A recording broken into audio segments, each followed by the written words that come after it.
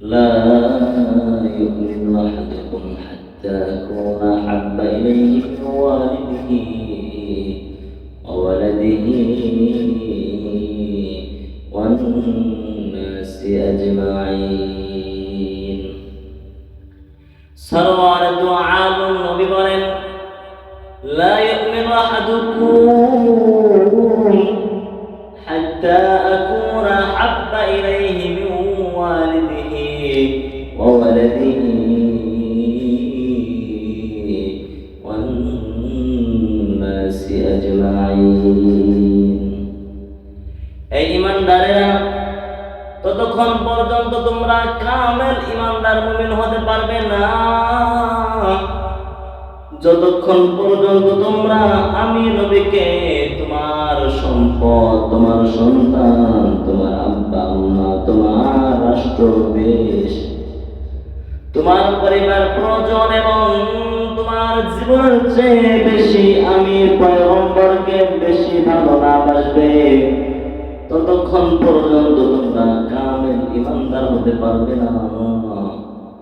ও মুসলমান বাবাজিরা, একটু ভাবেন, আমি আর আপনি কি আমার আব্বা থেকে, আম্মা থেকে, সন্তান থেকে, টাকা থেকে, বাড়ি থেকে, গাড়ি থেকে আল্লাহর পয়গম্বরকে বেশি ভালোবাসতে পারি নাকি?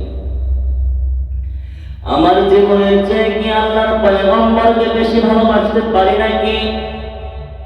ও মুসলমান, যদি আমার জীবনের চেয়ে, আমার টাকার চেয়ে, আমার পরিবারের চেয়ে আমি আল্লাহর পয়গম্বরকে বেশি ভালোবাসি, তাহলে কিন্তু আমার সামনে আল্লাহর পয়গম্বরকে কেউ গালি দিতে পারতো না, কেউ ব্যঙ্গচিত্র করতে পারতো না, ঠিক না ঠিক?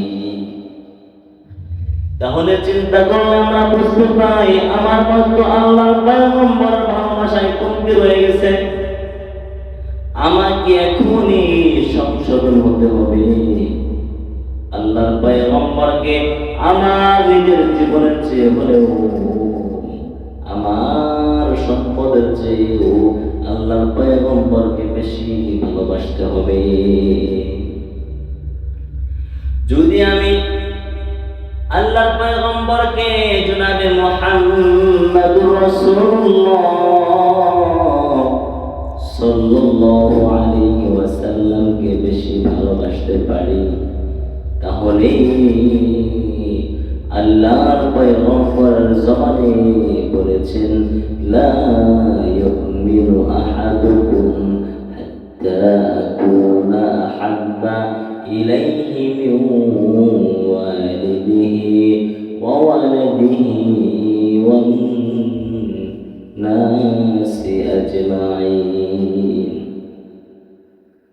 আমি আমার জীবনের যে সম্পদ, সন্তান, টাকা পয়সা, বাড়ি গাড়ি, নারী এবং জীবন এবং সমস্ত কিছু চেয়েও যদি আল্লাহর পয়গম্বরকে বেশি ভালোবাসতে পারি সফল, আর যদি বেশি ভালোবাসতে না পারে তাহলে আমি ঈমানদার, পরিপূর্ণ ঈমানদার হতে পারলাম না।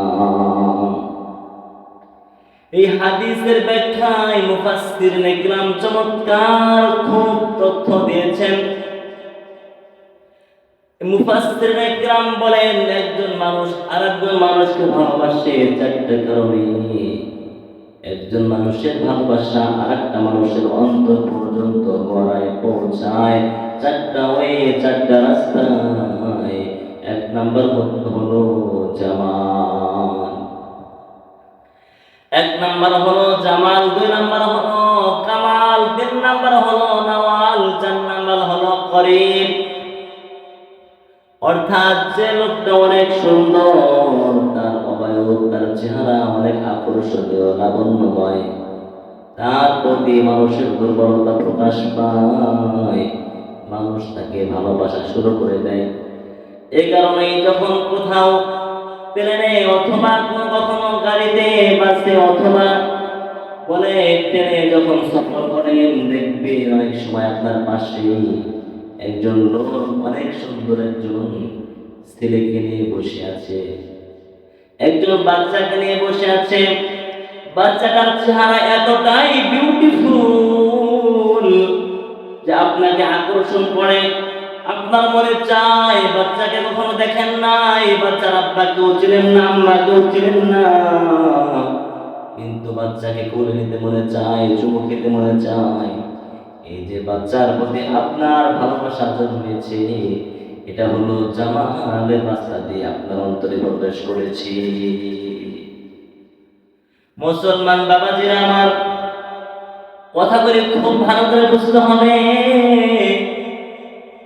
আর দ্বিতীয় নাম্বার হলো কামাল। বলে যার যোগ্যতা যত বেশি, তাকে মানুষ তত বেশি ভালোবাসে। যেমন আমাদের এই সমাজে যা দেখবেন, বিশেষ করে আলেম সমাজের মধ্যে যে যত যোগ্য, তাকে তত মানুষ বেশি ভালোবাসে। যেমন আল্লামা মামুনুল হক হাফিজাহুল্লাহ,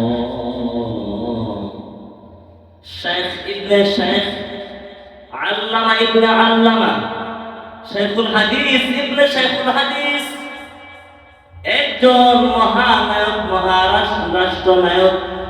রাষ্ট্রনায়ক আল্লামা মামুনুল হক হাফিজাহুল্লাহ। হযরতের ভালোবাসা ইয়াং জেনারেশন সহ পুরো বয়োজ্যেষ্ঠ যারা আছেন তারা সহ নারী পুরুষ সকলে সমানভাবে দেশ বিদেশ সকলে ভালোবাসে। এই ভালোবাসা, তার যে ভালোবাসা মানুষের অন্তরে জন্ম নিয়েছে, এটা সৌন্দর্যের জামালের রাস্তা দিয়ে নয়, এটা হলো কামালের রাস্তা দিয়ে।